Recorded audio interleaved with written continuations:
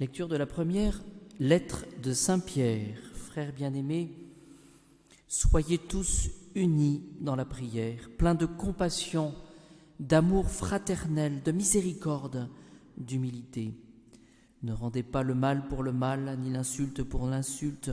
Au contraire, bénissez, car si vous avez été appelés, c'est pour avoir la bénédiction en héritage. En effet, qui veut aimer la vie et voir des jours heureux, qu'il garde sa langue du mal et ses lèvres des paroles trompeuses, qu'il s'écarte du mal et fasse le bien, qu'il cherche la paix et la poursuive, car les yeux du Seigneur sont sur les justes, ses oreilles sont tendues vers leurs prières, mais la face du Seigneur est tournée contre ceux qui font le mal. Qui peut vous nuire si vous êtes ardents pour le bien? Et même si vous avez à souffrir pour la justice, heureux êtes-vous. N'en ayez aucune crainte, ne soyez pas troublés, mais sanctifiez dans vos cœurs le Christ Seigneur.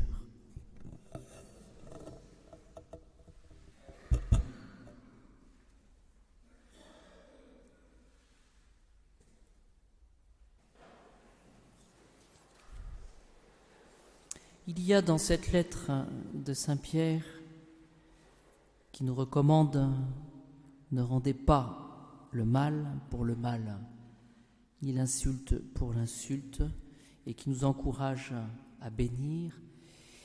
Il y a des paroles de consolation et de réconfort dans les derniers versets de ce passage d'aujourd'hui.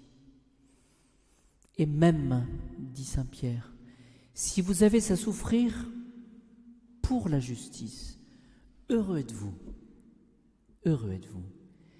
N'en ayez aucune crainte et ne soyez pas troublés, mais sanctifiez dans vos cœurs le Christ Jésus. Vous voyez, dans ces paroles, il y a un conseil pratique, deux conseils pratiques.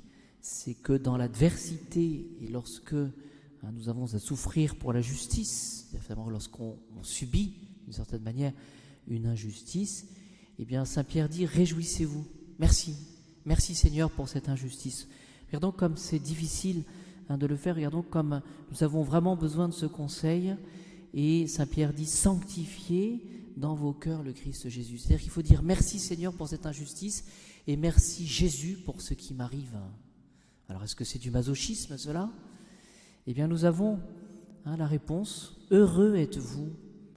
Je crois qu'on peut trouver la réponse dans cet exemple que nous a donné le Christ, lui-même qui est venu faire le bien et jamais le mal, lui qui a subi cette injustice finalement d'avoir comme récompense du bien qu'il a fait, eh bien le mal.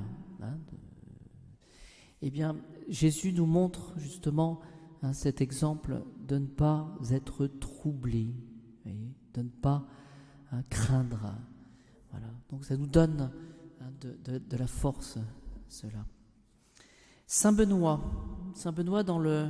j'ai retenu une idée, donc il est mort en 547, Saint Benoît, et nous avions au bréviaire ce matin le prologue de la règle de Saint Benoît, et il établit un parallèle, comme, dit-il, et ensuite il dira de même, comme il y a un zèle amer, mauvais, qui sépare de Dieu et conduit en enfer, de même, il y a un bon zèle, dit-il, qui éloigne des vices et conduit à Dieu et à la vie éternelle.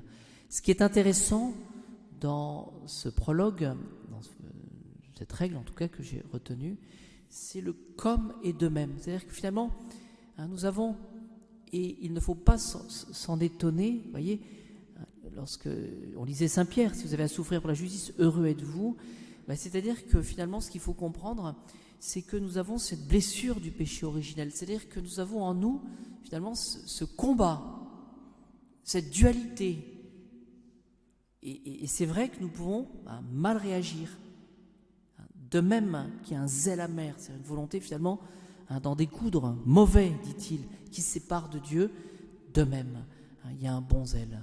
Et donc, ce que le Seigneur nous demande finalement à la suite de Saint Benoît, eh bien d'abord c'est de ne pas se troubler, de ne pas craindre, et évidemment de choisir, parce que nous sommes libres, toujours ce bon zèle.